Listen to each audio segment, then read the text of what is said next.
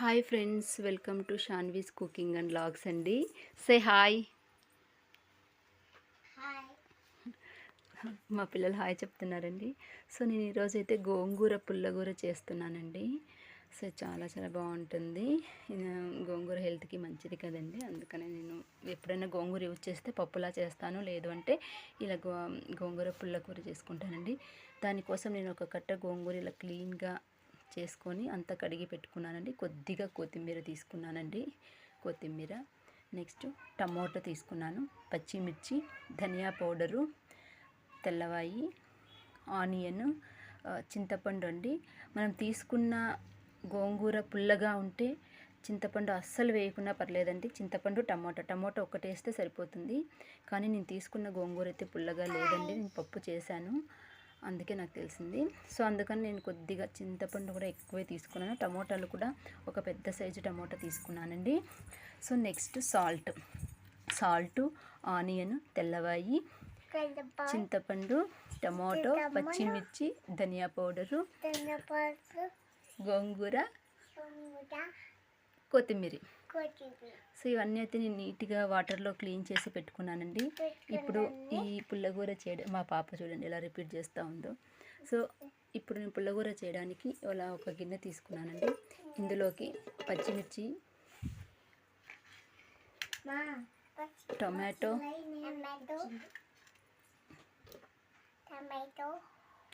Onion,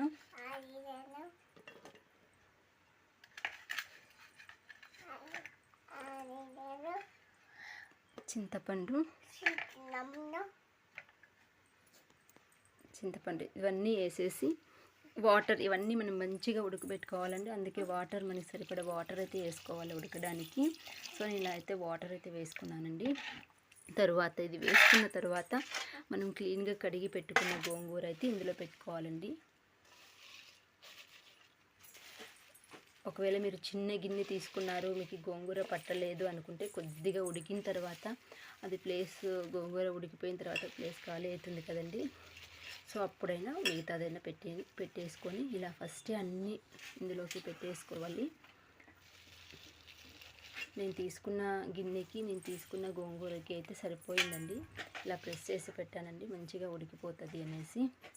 so ఇలా క్లీన్గా గోంగూర అంతా ఇలా గిన్నె నిండా ఫుల్గా పెట్టేసి ఇప్పుడు దీన్ని మనం స్టవ్ మీద పెట్టుకొని బాగా ఉడికించుకోవాలండి. ఇలా స్టవ్ మీద పెట్టేసుకొని ఒక 10 to 15 మినిట్స్ అయితే సరిపోతుందండి. ఫస్ట్ ఉడుకు పట్టేంత వరకు హై ఫ్లేమ్లోనే ఉండాలి.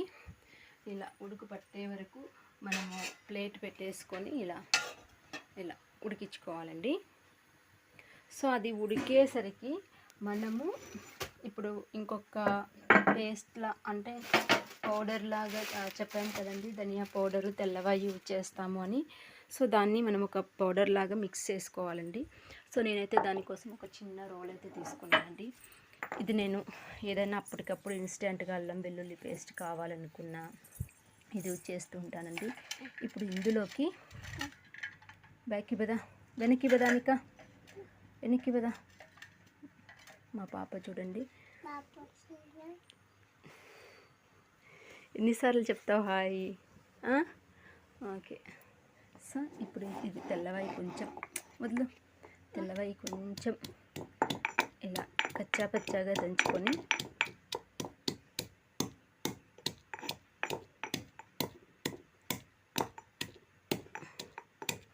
సో ఇందులోకి మరీ మెత్తగా చేసుకోకూడదండి.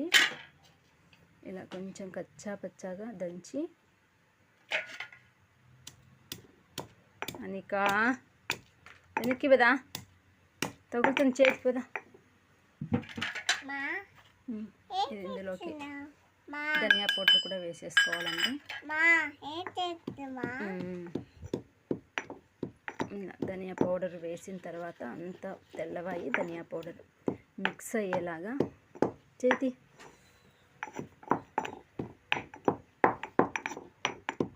ఇలా అయితే దంచుకోవాలండి. ఇలా దంచుకున్న దీన్ని మనం సపరేట్గా తీసి పెట్టుకోవాలండి. ఇలా అయిపోయి ఉంటుంది. ధనియా పౌడరు తెల్లవాయి కలిపి మిక్స్ చేసి ఉంటుంది. ఇది ఇందులో సపరేట్గా ఉంచుకోవాలి. సో అది ఒక 10-15 మినిట్స్ ఉడకబెట్టుకోవాలి. అంతలోపల మనం ఈ పౌడర్ని రెడీ చేసి పెట్టుకోవాలి. ఇలా అయితే ఉడుకుతూ ఉందండి. చూడండి, గోంగూర మనం ఫస్ట్ పెట్టినప్పుడు ఎంత ఉండింది, ఇప్పుడు ఉడికేసరికి ఎంత అయిపోయింది. సో ఇలా బాగా 10 మినిట్స్ అయితే ఉడకనివ్వాలి.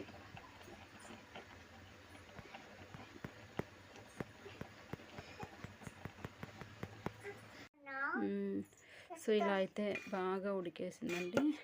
ఇలా ఉడికిన దాన్ని మొత్తం ఒక ప్లేట్ కానీ ఒక గిన్నె కానీ తీసుకొని అంతా దాంట్లోకి వేస్తున్నానండి.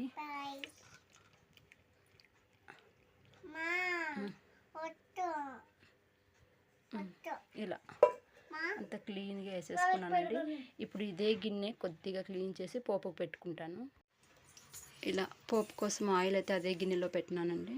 సో ఇప్పుడు నేను పోపు కోసం పోపు దినుసులు, కరివేపాకు, ఎండుమిర్చి తీసుకున్నానండి.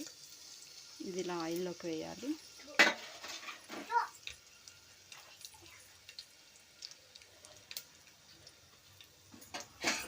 పోపు ఇలా వేస్తూ ఉన్నప్పుడు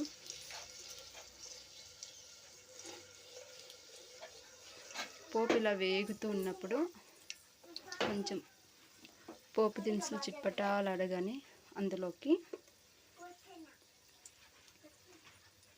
పోపు కొంచెం వేయిన తర్వాత ఫ్లేమ్ని సిమ్లో పెట్టేసుకొని మనం ఇంతకుముందు ధనియా పౌడర్ తెల్లవాయి ధనియా చేసి పెట్టుకున్నాం కదండి, అదైతే వేసేయాలండి. అది వేసి సాల్ట్, మనకి రుచికి సరిపడే సాల్ట్ అయితే వేసుకోవాలండి. సో అది వేసేసుకున్న తర్వాత స్టవ్ ఆఫ్ చేసేసుకోవాలి. స్టవ్ ఆఫ్ చేసుకున్న తర్వాత అయితే అది కిందకి పెట్టుకోవాలండి. ఇలా ఇదంతా ఆయిల్లో మిక్స్ అయింది చూసారా.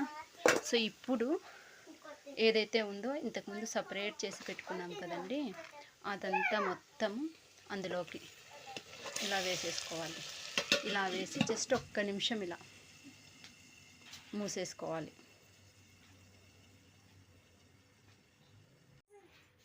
సో ఇలా ఆయిల్లోకి వేసేసిన తర్వాత ఇలా అవుతుంది. ఇప్పుడు మనము పప్పు అయితే ఎలా మెదుపుకుంటామండి, మెత్తగా పప్పు గిత్తె తీసుకొని అలాగా కొద్దిగా ఆల్రెడీ ఉడికిపోయి ఉంటుంది కాబట్టి చాలా మెత్తగా ఉంటుంది. ఇలా మెత్తగా మెదుపుకోవాలండి. సో ఫైనలీ గోంగూర పుల్లగూర అయితే ఇలా రెడీ అవుతుందండి. టేస్ట్ అయితే చాలా చాలా చాలా బాగుంటుందండి. ఒకసారి తప్పకుండా అందరూ ట్రై చేయండి. సో గోంగూర హెల్త్ పరంగా చాలా చాలా మంచిది కదండి. సో ఎప్పుడు ఒకేలా పప్పు కాకుండా ఇలా ఒకసారి ట్రై చేయండి. ట్రై చేసి మీకు ఎలా వచ్చిందో నాకు కామెంట్ చేయండి. మీకు కనుక నచ్చినట్టయితే మన ఛానల్ లైక్ చేయండి, షేర్ చేయండి అండ్ సబ్స్క్రైబ్ కూడా చేసుకోండి, కామెంట్ చేయండి. Thanks for watching.